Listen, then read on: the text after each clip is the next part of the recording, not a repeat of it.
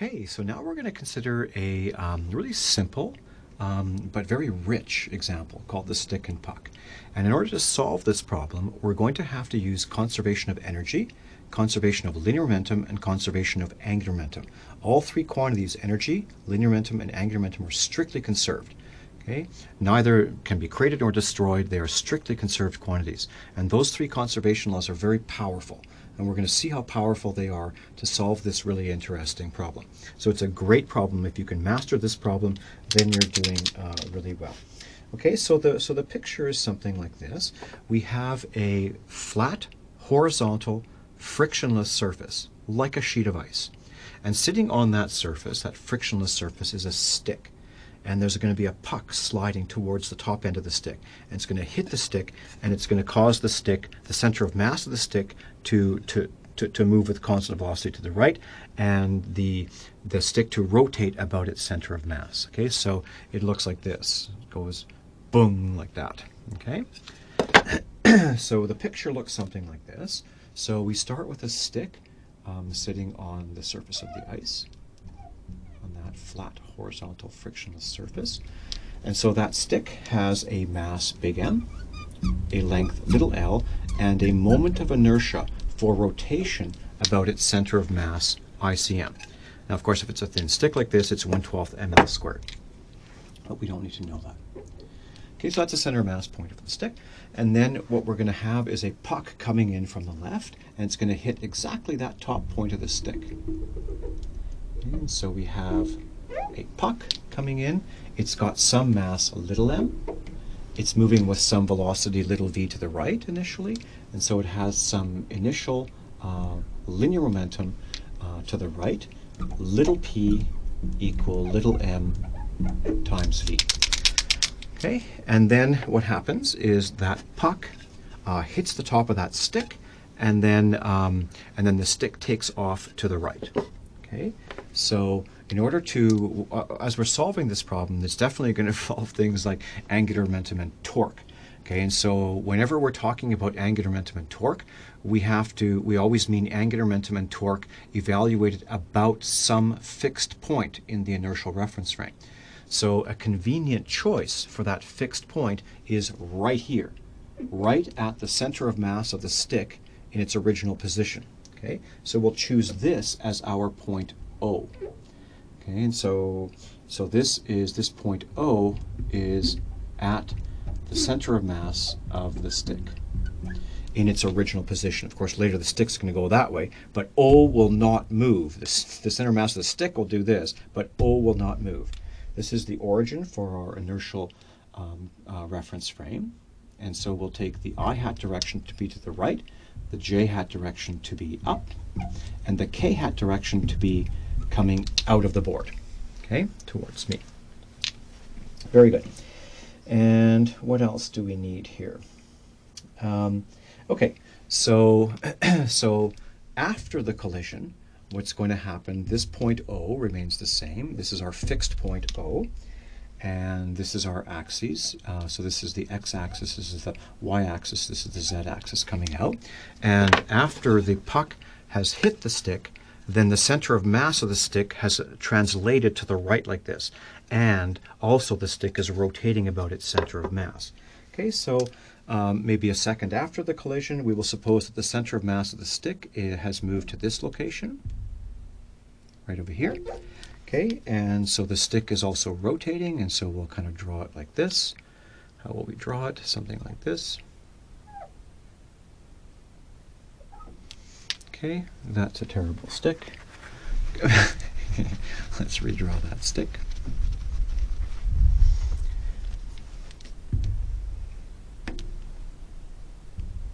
Okay, so it's about that long. So it looks like that. So the center of mass, point of the stick at this instant of time, is over here, and that center of mass is moving to the right. So yeah, there's rotational motion, but there's also translational motion. So there's linear momentum associated with this stick in motion, and that linear momentum, we'll call that capital P. Okay, and that capital P will equal the mass of the stick, m, times the velocity, capital V, cm, of the center of mass point. Okay, so the center of mass of the stick is translating to the right with a velocity vcm, and so the linear momentum associated with this object is mass times the center of mass velocity. Okay, so we've got that. And also, the stick is obviously rotating in the clockwise direction. So the stick is rotating in the clockwise direction like this, about its center of mass point. And so the angular velocity vector of the stick is curl your fingers in the direction of the rotation, and your thumb points in the direction of the angular velocity. So the angular velocity is if k hat is coming out of the board, then the angular velocity will be going into the board. So there's an angular velocity vector omega of the stick, and this is into the board. Okay, very good. So we start with this guy at rest, and the puck, so the stick at rest and the puck in motion. After the collision, the stick is definitely in motion like this. It has two kinds of motion, a translational motion, added to that a rotational motion. Those two motions combined look like this. Okay. What about the puck? Well, that depends. Depends totally on the situation. Depends on whether it's elastic, inelastic, depends on the moment of inertia of the stick, and so on. So imagine that the moment of inertia of the stick is very large, and it's an elastic collision. So it's very hard to get this stick rotating. Well, then if that puck hits this top of the stick elastically, it's going to bounce back. And so the final velocity of the puck after the collision is going to be to the left. However, if the moment of inertia for the stick is very small, so it's a very light stick made out of styrofoam or something like that, and this big heavy puck hits it, well then that puck is just going to plow on through, and the final velocity of the puck will be to the right. Okay, so it totally depends on the moment of inertia of the stick. It depends on the relative mass, little m to big M, and so on, whether it's elastic, inelastic, so it's a very complicated situation. So what we're going to do is we're going to assume the simplest possible situation. And then we'll look at what that means, because it's actually really cool. So we will imagine the simplest situation, which is something like what happens with billiard balls of equal mass. Right? With billiard balls of equal mass, if you start with one of them at rest, like this stick, and the other one coming in with some momentum, and they are exactly equal mass, and they have a perfectly elastic head-on collision like this, what happens is the first ball comes to rest, and the second ball takes on the momentum of the original ball. And so it looks like this, right? With exactly the same velocity coming in as of the first ball as the second ball going out. Okay, so let's imagine that we've observed this happen, and we see that that puck, as soon as it hits that stick, it goes kunk and it comes to rest. The stick takes off, but the puck comes to rest. Okay, so after the collision, the puck is sitting in exactly this location over here. Okay, so well, this puck is like it's like a point particle. Okay, and so it's come to rest there. Okay, so the puck was originally moving and the stick was at rest. We're going to assume and then see what happens that the stick moves off with some translational and rotational velocities, but the puck comes to rest afterwards. So what are the consequences of that? This is actually really cool. Okay. So what else should we put in this picture? Well, we're going to have to, we're going to be calculating torques and angular momenta and so on. So we're going to have to identify the positions of these objects relative to our preferred point O, relative to our fixed point in the inertial reference frame. Okay, so before the collision, the position, of course, of the center of mass of the stick is right at the point O, and the position of the puck is, we'll give that a name vector little r. Okay, and now after the collision, the puck is located up like this, so r has changed from that vector to that vector. The position of the center of mass of the stick has changed from being at the fixed point O to being some distance to the right of the fixed point O. And we will call that vector capital R. Okay, so I think that's all we need in this picture. Yep. Okay, so now let's just sort of define our system over here. So our system is equal to a puck plus the stick, puck plus stick on frictionless. Frictionless surface means that the surface, as external to our system, puck and stick, can exert no horizontal forces whatsoever, and so no torques associated with horizontal forces or anything like that. So it is frictionless. The surface is also horizontal. Okay, and so the gravitational force will be horizontal surface. Okay, and so when we think about external forces acting on our puck and our stick, yeah, there are some. Okay, so there's going to be a force of gravity pulling down on both the puck and the stick, okay, which is in that direction. But then there's going to be an equal and opposite normal force that the ice exerts back on the puck and the stick. So sure, there are external forces acting on our two objects that make up our system, but those forces, the net force adds up to zero. The net external force adds up to zero, and also the torques that the normal and the force of gravity exert would also add up to zero. You know, if there's a normal force like this, you know, then the torque exerted at that point is, you know, r cross force is that way, but then the gravitational force is that way. So r cross gravitational force is that way. So torque that plus torque that is equal to zero. So there's no net torque.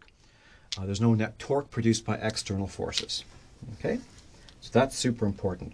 So if this is the case, it's saying that the sum, where should I put this down here? So the sum of the external forces, there are external forces, but they sum to zero. And also, there are external torques acting on different parts of the system and so on, but they also sum to zero. The sum of the external torques is also equal to zero. Both of them are equal to zero, which is the same thing as saying that the system is isolated. It is isolated from external influences. And if it's isolated, that means that the linear momentum of the system can't change. So whatever linear momentum you had to begin with has to be the linear momentum you have in the final situation after the collision.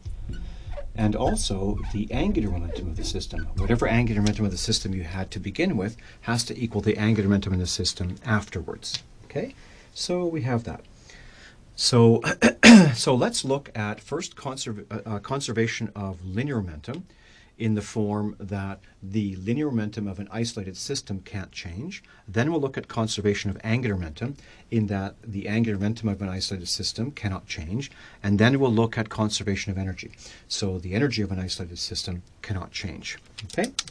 And so this gets really interesting. Okay, so the first one we'll look at is conservation of linear momentum in the form of, for an isolated system, the linear momentum can't change.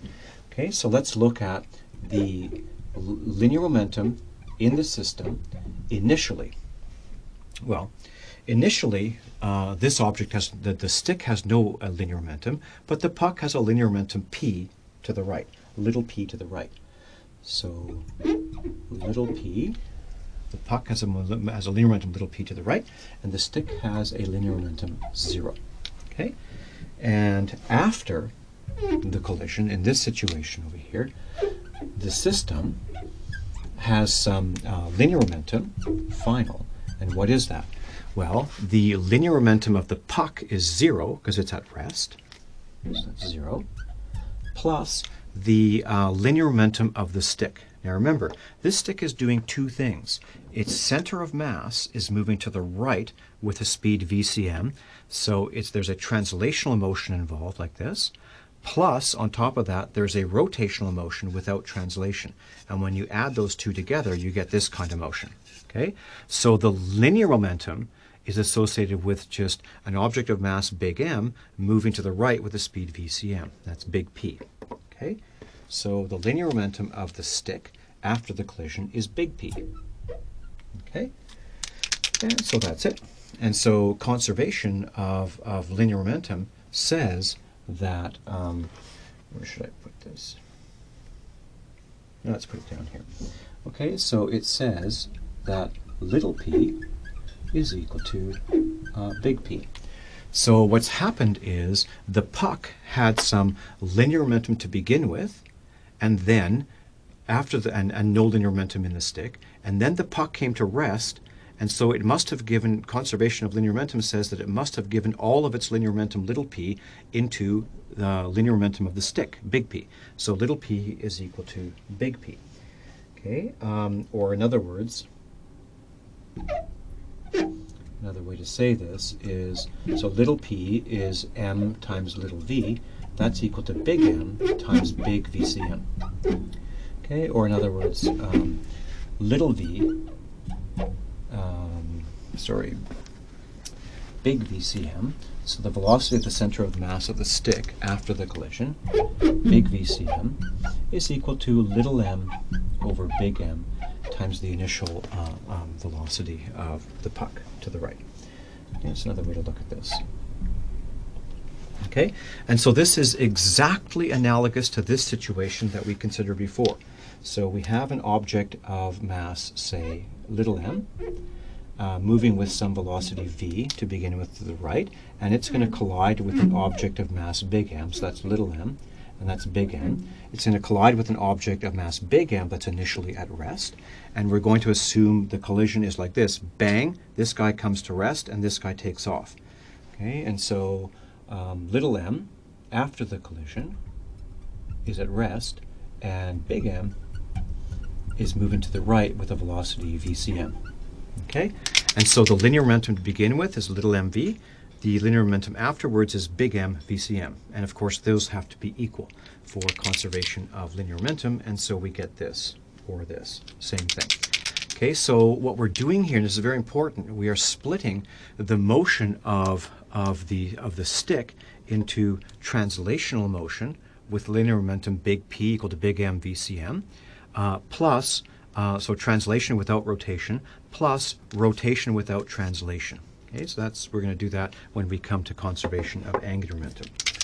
Okay, now one thing I want to say is it might seem kind of weird if you've got a stick like this and you hit the stick at the top like this. Why is it that the center of mass moves exactly to the right like this? Why isn't it something like the center of mass moves down at an angle like that? Well, think about this for a second. This is very important. When the puck and the stick are in contact, it's a very brief collision with large forces.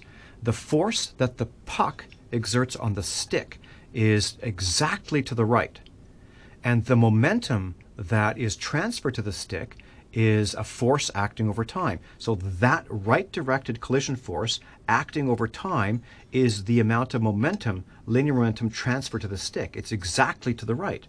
And that linear momentum is stored in the translational motion. Now on top of that, there's also a rotational motion, but definitely the translational motion has the center of mass moving exactly to the right. Okay? That's important to sort of see that point. Okay, so next let's look at conservation of angular momentum. Okay, so we know that because there are no external torques acting on this system, there certainly are internal torques, but there are no external torques. Internal torques will not change the angular momentum of the system. Doesn't matter what happens in this collision. Okay, the angular momentum will remain the same. Okay, so we have that the system angular momentum, because it's an isolated system, can't change. So delta L sys equals 0, L system initial equals L system final. Now, what's really important is we are evaluating angular momenta and torques about our chosen fixed point. This point is the same in both pictures. It's right there. It just hasn't moved. Okay, and so this is about the fixed point O. So about the fixed point O, we have the following. Okay, so initially we have that the angular momentum in the system, initially, well, let's see, it's the angular momentum in the puck plus the angular momentum in the stick. Now, the angular momentum in the puck, remember, it's super important. So even objects that are just in linear motion like this puck is just moving along a frictionless surface. Its linear momentum p is constant. It's just moving along a straight line like this with a constant speed. And yet that has angular momentum about this point. The angular momentum it has about this point is clockwise. The angular momentum it would have about that point is counterclockwise. The angular momentum it would have about any point along its line would be 0. The angular momentum depends upon the point you've chosen. We've chosen that point. So this object in linear motion has a clockwise angular momentum about that point. So let's evaluate that.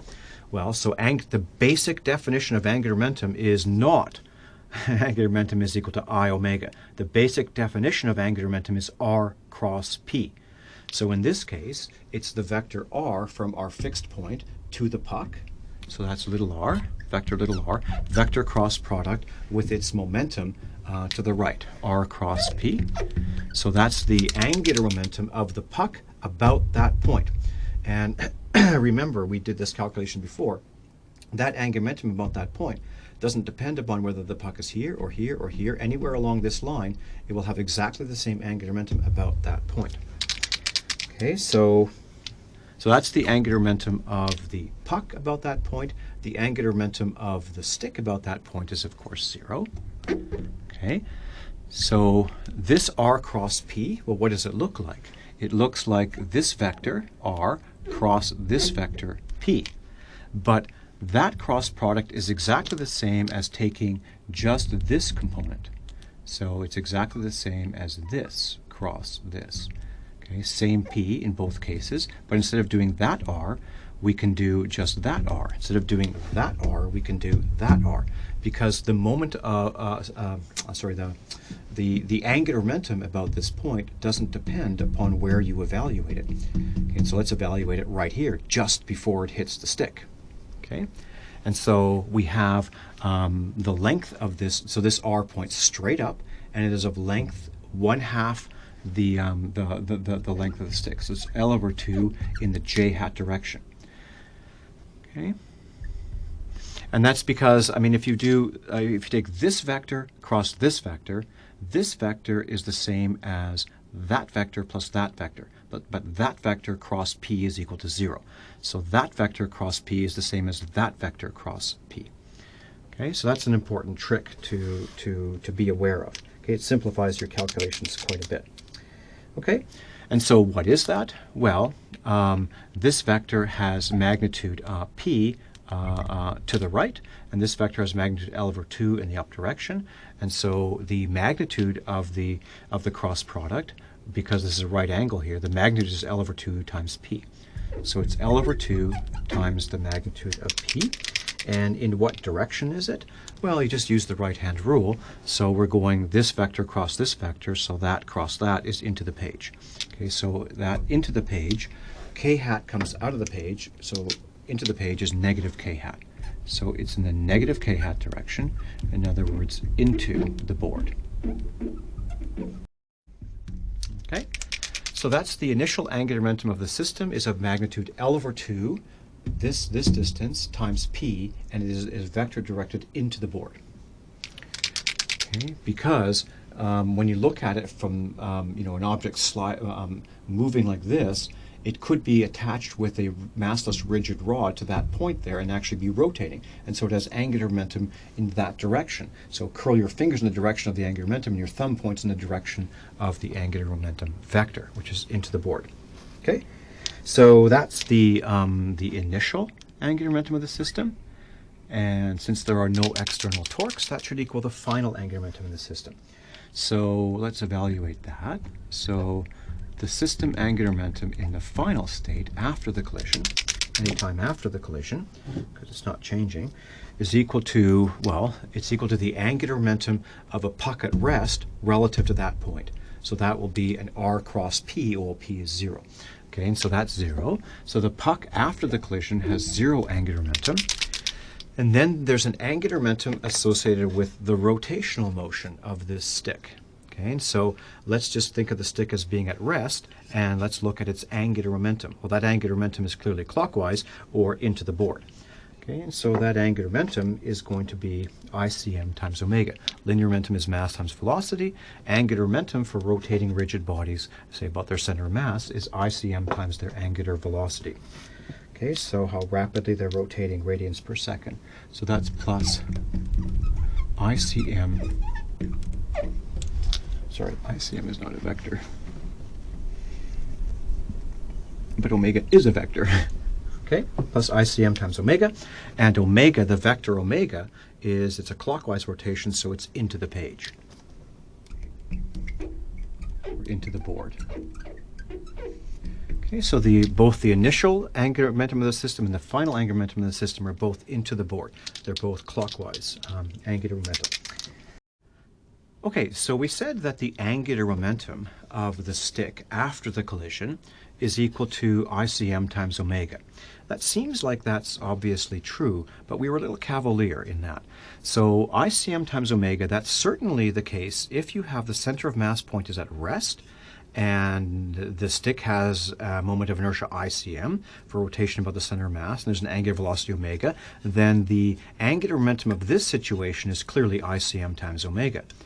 It's not so obvious, but that's the angular momentum about this center of mass point. Okay, but what we really want is the angular momentum about the fixed point O, not that moving center of mass point. It's not so obvious that the angular momentum of when the center of mass is moving to the right like this, it's not so obvious that its angular momentum about that point is simply ICM times omega. It is actually, but as students of physics, we need to be careful. Okay, we need to understand really what we're doing. So let's actually calculate the angular momentum of this rotating and translating stick, not about that point, but about that point. Okay, so let's do this a little bit more carefully. Okay, so in order to do so, here is our fixed point O, about which we are supposed to be evaluating our angular momenta. And at this instant of time, the center of mass is located, the center of mass of the stick is located some vector displacement r to the right. Okay, and let us replace the stick with a simpler object, which is just a massless rigid rod with 2 point masses stuck on the ends. And so this stick is doing two things. One thing it's doing is, if we hold the center of mass fixed, it's doing this. And so each mass has some linear momentum at that instant of time. And let's suppose that it's rotating like this. So this object at this instant of time is moving that way. And it has some linear momentum. Let's call it little p. Not to be confused with this little p. Okay? And this mass has a momentum negative little p. Okay, so there's some rotation here, and so the momenta are equal in magnitude and opposite in direction, the linear momenta at that instant of time. Okay? But added to that is the stick is not just doing this, the stick is also translating to the right. So at this instant of time, we have to add to it the fact that both of these masses are translating to the right. And so they have some linear momentum both to the right. Okay? And let's call that linear momentum at this instant of time, let's call it little p prime, just to distinguish it from little p.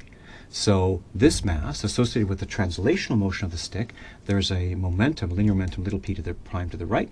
There's a linear momentum little p prime to the right for the bottom mass as well. Okay? And so the actual instantaneous momentum linear momentum of that mass is little p plus little p prime.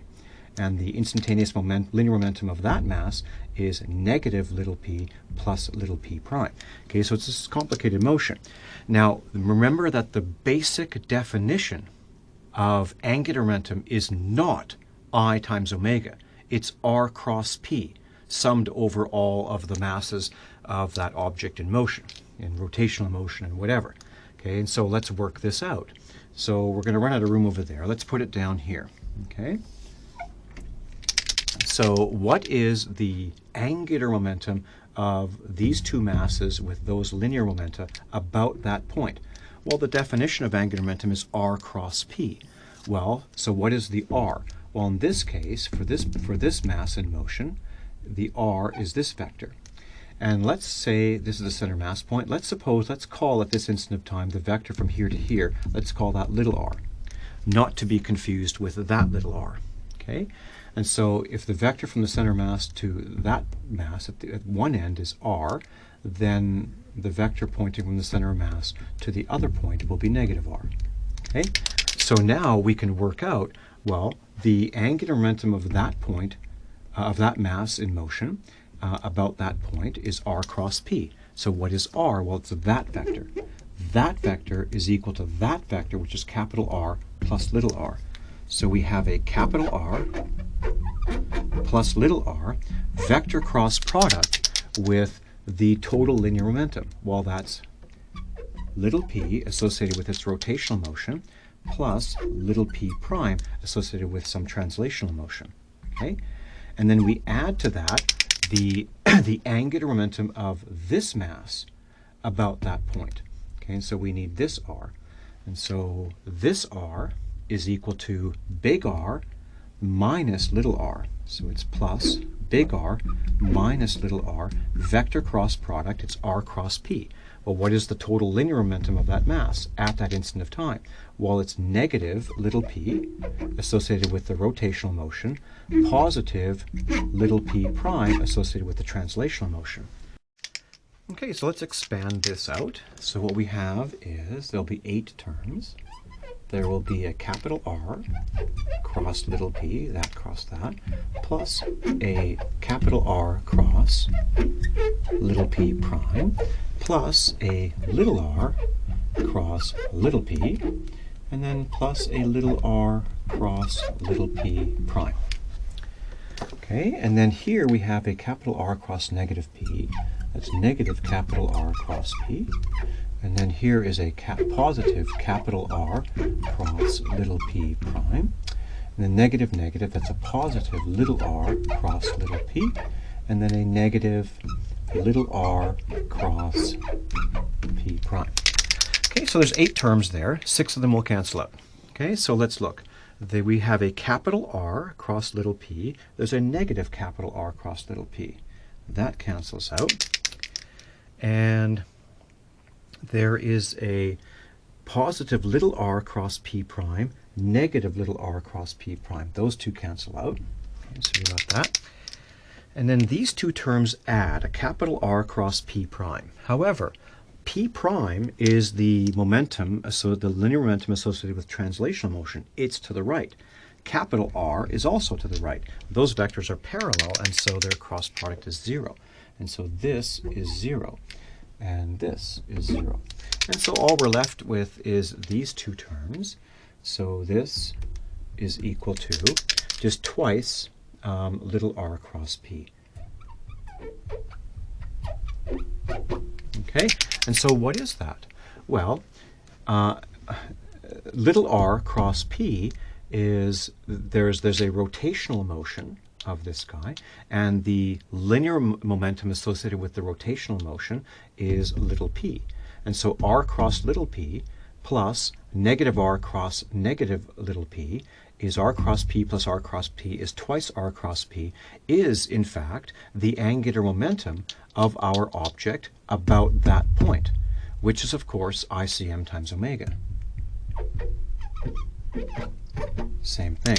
Okay, and so what we've just proven here is that the angular momentum, we've got this stick whose center of mass is moving to the right, and there's rotation about the center of mass. We've proven that the angular momentum of that stick in that complicated translational plus rotational motion, the angular momentum about that point is exactly the same thing as the angular momentum of the stick at rest about a fixed center of mass point, just ICM times omega. Okay, but you want to be careful about things. You want to understand this is a really important point. It plays a huge role in all kinds of problems. Okay, you need to understand that point in order to get the right answer. Okay, so very good. So we got that. And so what else? So so now we say, okay, so this is the initial angular momentum in the system was this. It's into the board in the negative k hat direction, L over 2p. The angular momentum in the final is just ICM times omega into the board. And so we equate these 2 things, and we can solve for the angular velocity. So we have this L over 2 p in the negative k hat direction. So that's the angular momentum of the puck. Okay. just before it hits the stick, or at any point along here. That's the angular momentum in the system to begin with. The angular momentum in the system afterwards is ICM times omega. Now omega is omega in the negative k hat direction.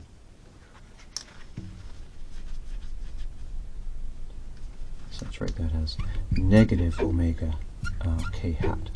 And so we're imagining that omega is positive for clockwise rotation of the stick.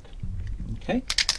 And so then we can just solve for omega. So we get the angular velocity of the stick in the clockwise direction there is equal to L times P divided by 2 ICM.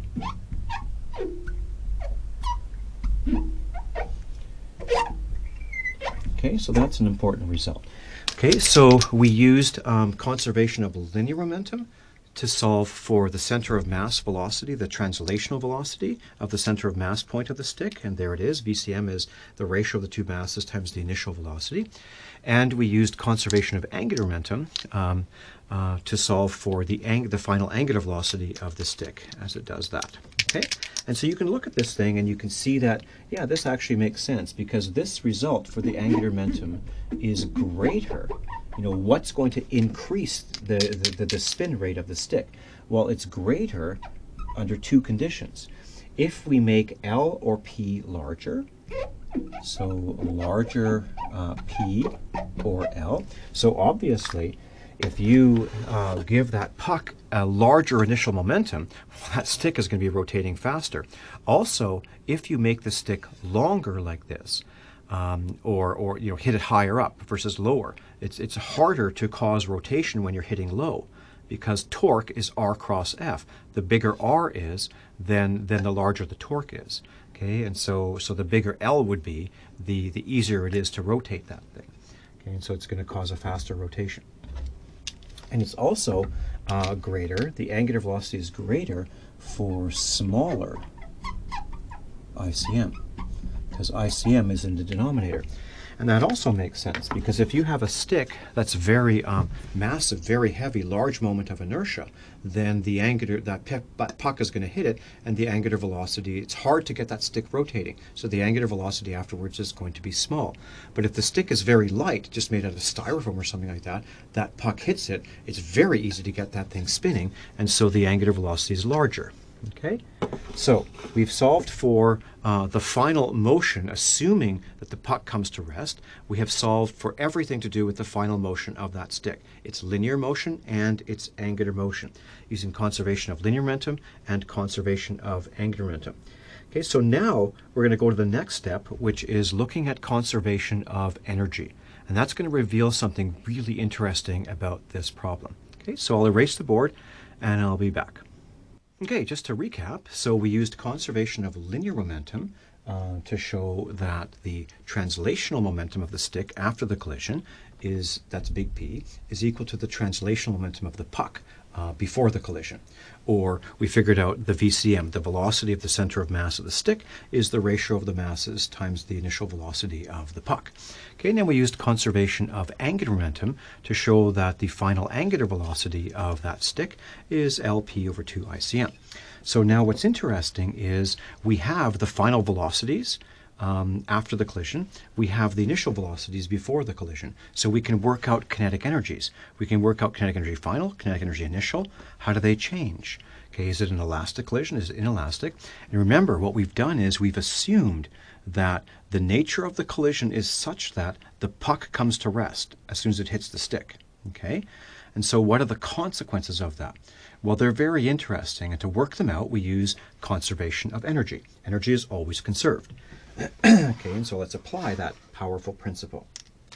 Okay, so we're going to apply the conservation of energy in the form of the change in the total energy of an isolated system is equal to 0.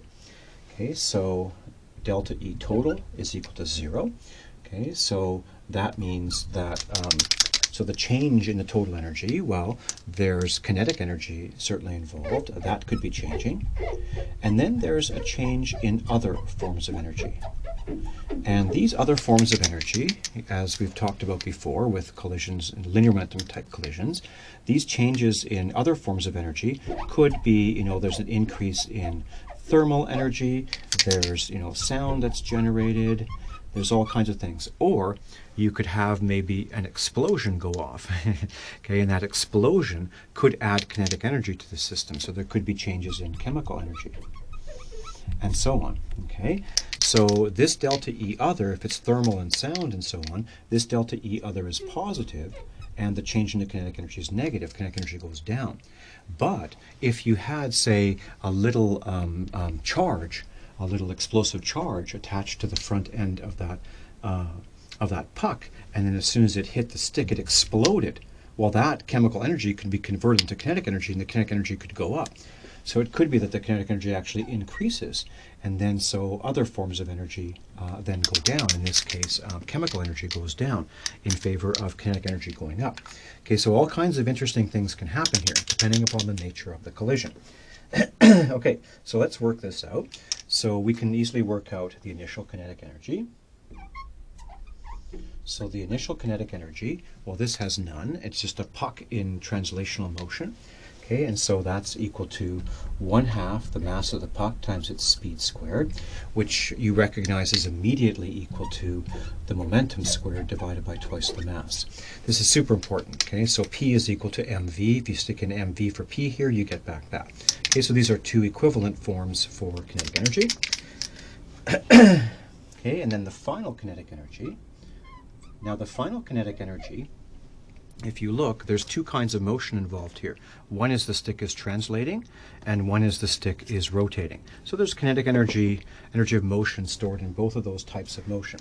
So there's kinetic energy associated with the translation of the stick, plus kinetic energy associated with the rotation of the stick.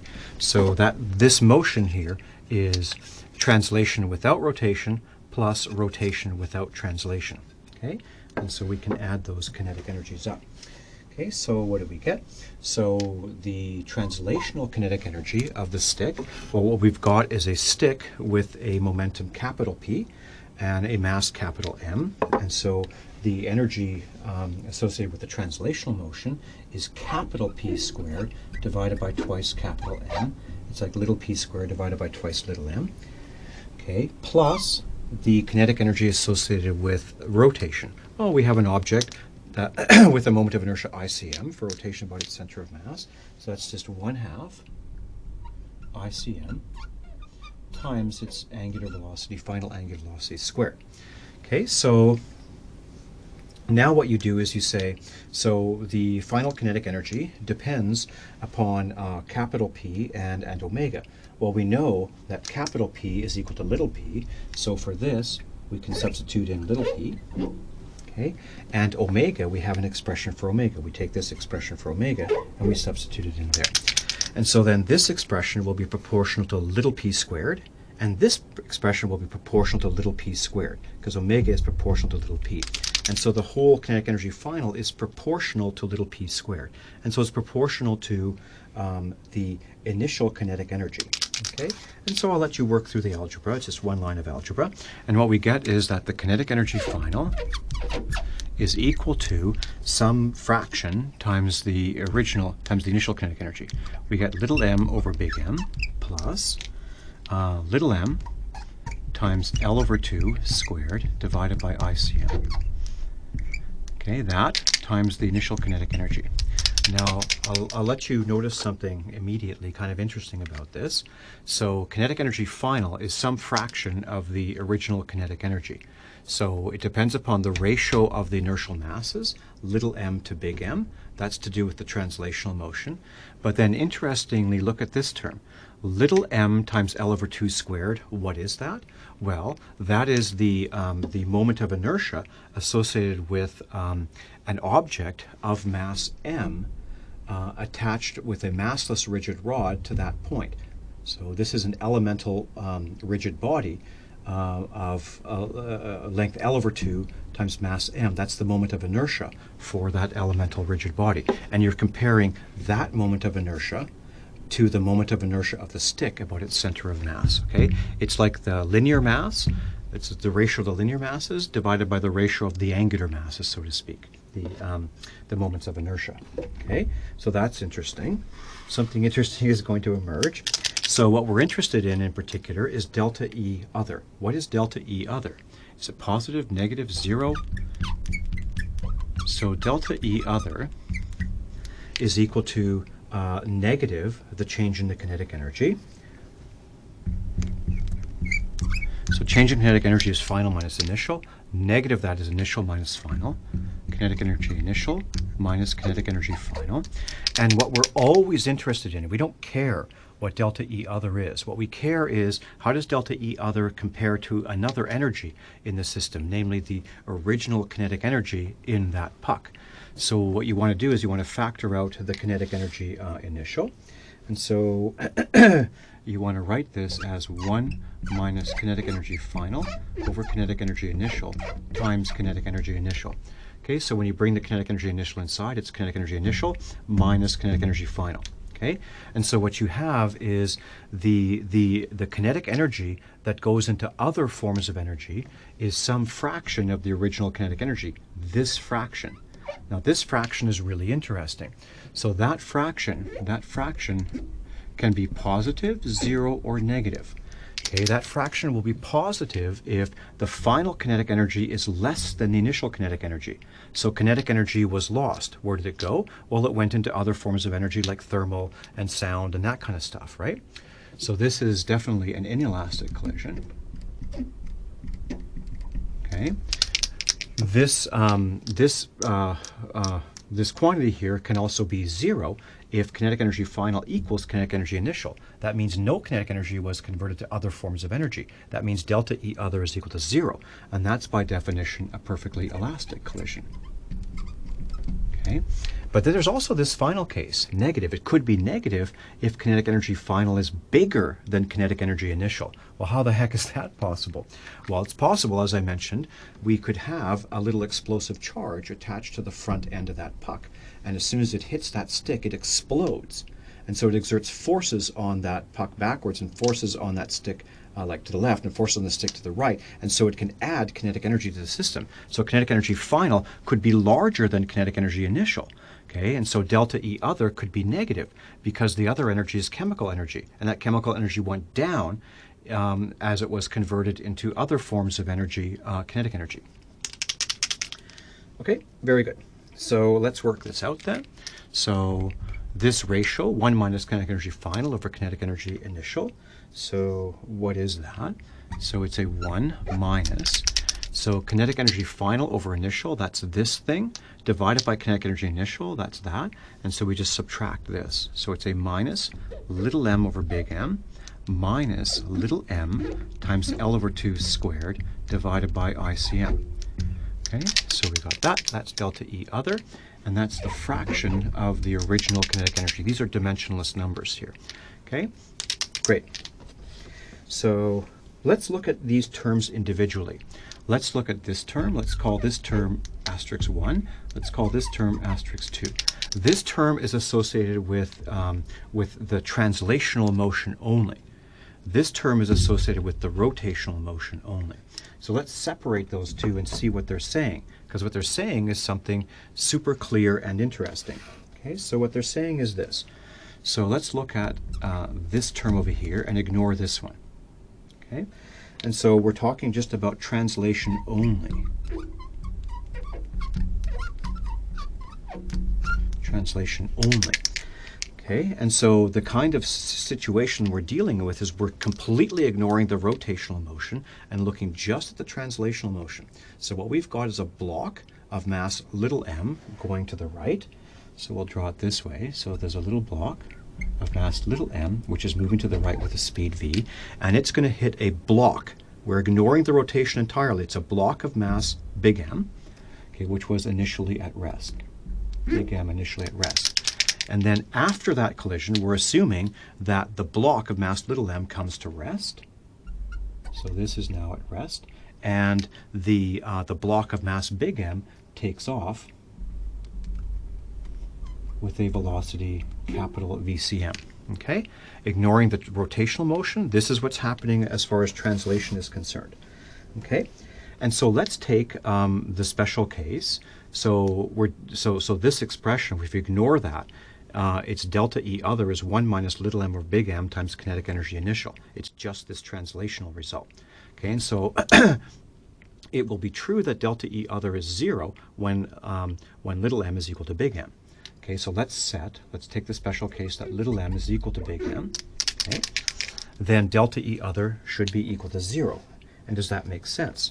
Well, if little m is equal to big M, and conservation of momentum, the original momentum is little m times v, the final momentum is big M times big VCM. If little m and big M are equal, if they're equal mass, well then they have to be equal velocities. So VCM has to equal little v. So VCM has to equal little v. And this follows from conservation of momentum. Delta p cis, linear momentum, delta p cis is equal to 0. Conservation of linear momentum tells you that. Okay, but now these objects have, initially there's a kinetic energy 1/2 little m little v squared. Finally there's a kinetic energy 1/2 big M big VCM squared. But the m's are the same and the velocities are the same, so the kinetic energies are the same. Okay, so that tells us kinetic energy initial is equal to kinetic energy final. Okay, so that means that there's been no transfer of kinetic energy into any other forms of energy. So it tells you that delta E other is equal to 0. Okay, and so by definition this means perfectly elastic. Perfectly elastic collision. And that makes sense, because if you have, it's like the billiard balls example where you have two objects of equal mass and then one comes to rest and then the other one takes off with exactly the same momentum and exactly the same kinetic energy, it's a perfectly elastic collision. Okay, so in order for, in the case that little m equals big M, in order for the puck to come to rest, it has to be a perfectly elastic collision in the case that the masses are the same. Okay, and then when that happens, then 1 minus little m or big M is 0, and so delta E other is equal to 0. Okay, so that's translation only. But there's also rotation. Now this is exactly the same, but it's kind of interesting. Okay, so we'll do rotation only.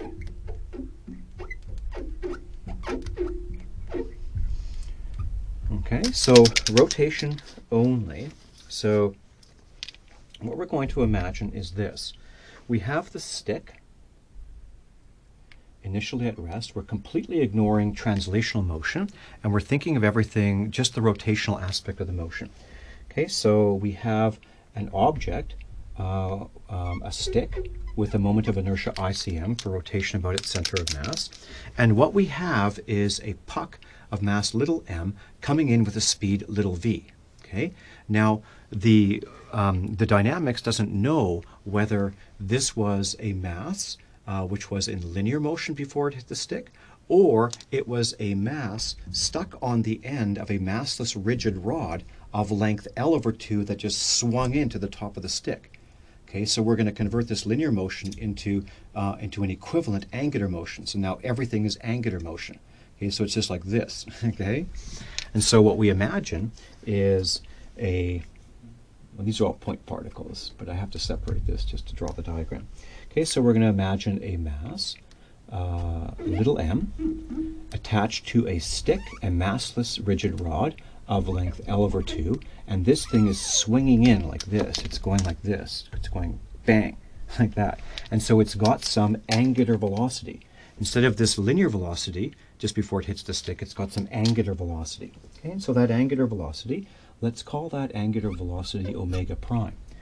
Now, if we make omega prime larger, then the mass little m will hit the stick higher speed. Okay, so we know we want that mass to hit the stick with a speed little v. Okay, and so we choose omega prime such that omega prime times L over 2, so the angular velocity of this massless rigid rod times the length L over 2 will be the tangential velocity of little m just before it hits the stick. So we set that thing equal to little v.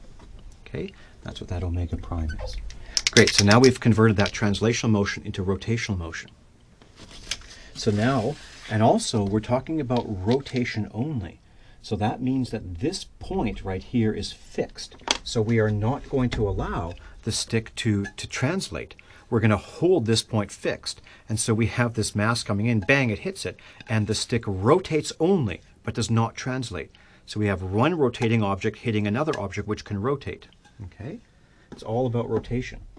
Okay, and so it looks like this. After the collision, little m on its little massless rigid rod of length L/2 has swung up and hit the top of the stick, and it has come to rest. So this object has stopped rotating. So it's sitting like this. Okay, and it's not rotating. So this thing is at rest.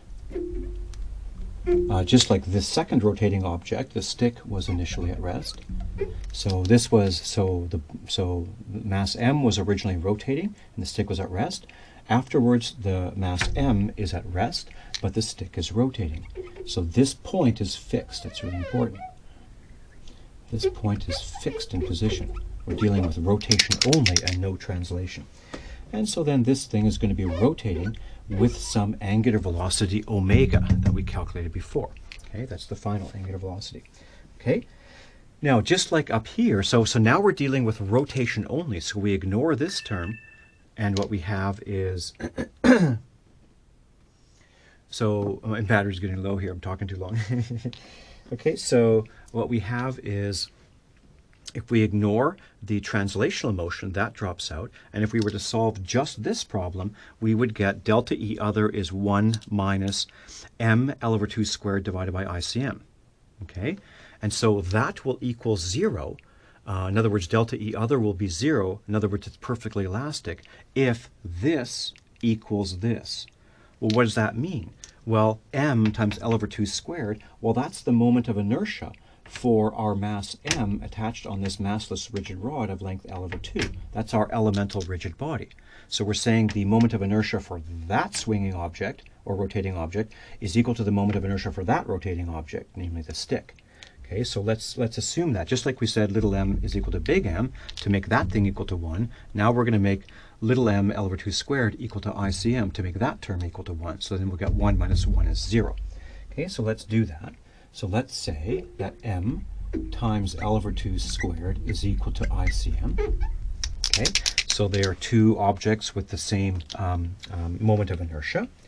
Okay, and so conservation of angular momentum is going to say, because they have the same moment of inertia, whatever the angular velocity of the object on the left was to begin with, has to be the angular velocity of the object on the right. Just like this, the linear velocities had to be equal when the masses are equal. The angular velocities before and after have to be the same. Okay, so then we're going to have omega prime, that initial angular velocity of that rotating object, has to equal omega, the final angular velocity of that rotating stick. Okay, and so the moments of inertia of these two objects are the same, this object and this object, and their angular velocities are the same. And so their kinetic energies are the same. So it tells you that the kinetic energy of this object initially is equal to the kinetic energy of that object in rotation finally. Okay, and so we get kinetic energy initial is equal to kinetic energy final. Exactly the same for the translational motion. Okay, and so that tells us that delta E other is equal to 0, and again we're dealing with an elastic, perfectly elastic collision. Okay, so that's nice. It's exactly the same thing as having two objects of equal mass, like the billiard balls, do this, kunk, vunk. Okay, this one comes off with exactly the same momentum and velocity and so on. It's now we have two objects with exactly the same rotational inertia or moment of inertia, swinging like this, hitting. This one comes to rest and this one takes off with exactly the same angular velocity. Okay, they're exactly analogous to each other.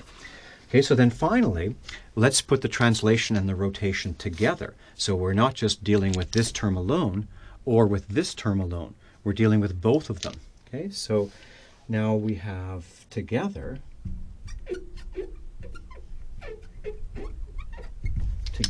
what's happening. So delta E other, Okay, so this delta E other is equal to this fraction of the original kinetic energy, which can be positive, negative, or zero. So let's look at these cases. So this is positive, 0, and negative. Let's look at the positive case. So for the positive case, we can make this number positive if this were, say, 1 minus something. If we make big M and ICM, ICM is proportional to M. If we make big M and ICM really large, so basically just crank up the mass and the moment of inertia for this stick. So it's really hard to get this stick rotating. You have to exert a lot of torque to get this stick twisting. Okay, then you have big numbers in the denominator here, and so 1 minus that number is definitely going to be positive. Okay, and so now you're talking about this. So this is cool. So now you have a supermassive stick like this, high moment of inertia. It's hard to get that thing rotating, okay? And so, but what you're saying is that this puck comes to rest after the collision. How is that possible? How is it possible for a puck coming in like this, essentially hitting a brick wall? How is it possible for it not to just bounce back? It should just bounce. If it was elastic, it would just bounce back. Right? This is super massive. It's like hitting a brick wall. It would bounce back. But we're saying it comes to rest. So that's only possible if when it hits, it's an inelastic collision. And a lot of the kinetic energy is converted into thermal energy. And then the bounce back is bounce is not, no bounce back. Okay? And so the question is sort of like, for example, how could it not bounce back?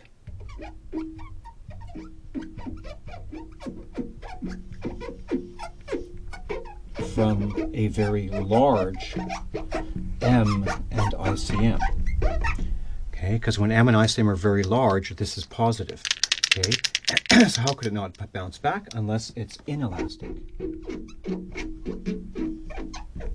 Okay, and some of the kinetic energy is converted into thermal energy, and so delta E other is positive, and so it's this kind of thing, thermal.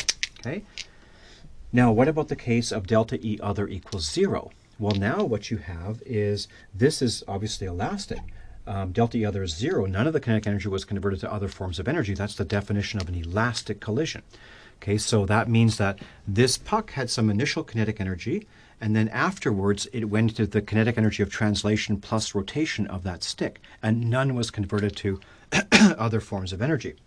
So what you have is, this is the elastic case, okay, the elastic case with a certain fraction of the original kinetic energy, that's big M, little m or big M times the original kinetic energy, that goes into translational kinetic energy of that stick, okay, and the other fraction of it, which is M, little m times L over 2 squared, divided by ICM, times kinetic energy initial, that goes into the rotational kinetic energy, the energy associated with the rotation of the stick.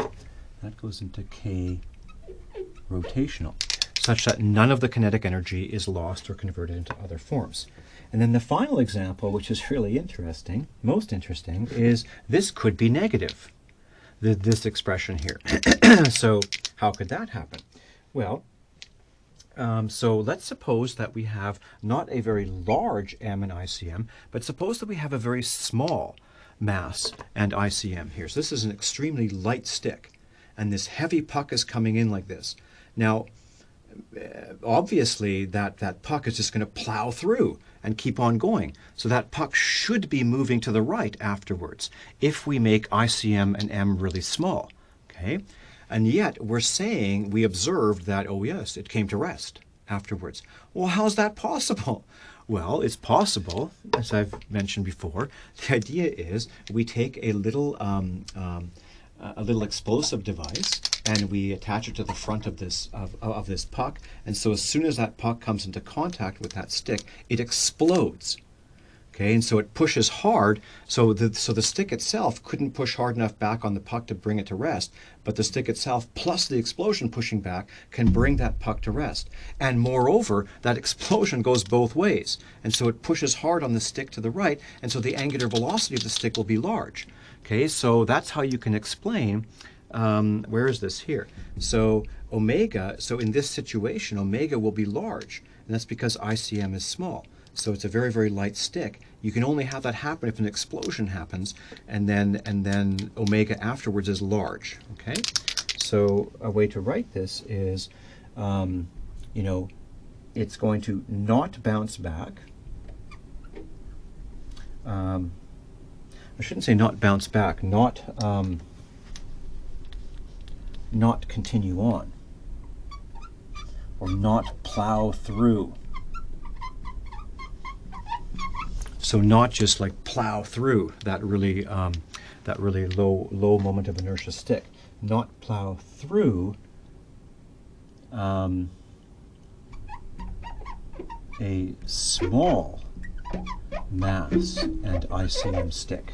Okay, so the only way that's possible is if you find some way to add kinetic energy to the system, and that is, say, through chemical energy and an explosion. So, for example, delta E chemical is negative. So the chemical energy in that explosive goes down, and it gets converted into kinetic energy. Because in this case, this is this last case over here. Okay, so where the delta E other is negative. Okay, so that means that kinetic energy final was larger than kinetic energy initial. Where'd it come from? Well, it came from chemical energy going down after that with that explosion. Okay, so this is a super rich example. So I really encourage you to think carefully about this example. Everything that was talked about here. So it involves, remember that objects with linear motion can have angular momentum. Okay, and so initially there's some angular momentum in the system that's equal to the final angular momentum in the system. Initially there's a linear momentum, and finally there's linear momentum, and so on. And then so you can solve conservation of linear momentum and conservation of angular momentum to determine the final velocities of everything, translational and rotational. Once you know that, then you can work out changes in kinetic energy. And so you can apply conservation of total energy to figure out what delta E other is. Okay, and so then delta E other, it'll be positive when it's an inelastic collision, it'll be 0 when it's an elastic collision, and it'll be negative if you found some other form of energy to convert into kinetic energy. Okay, so it's a very rich problem, and I really encourage you to try to master this kind of stuff at this level. Okay, this is sort of like a really good, a nice strong Phys 121 level of mastery. Okay, very good.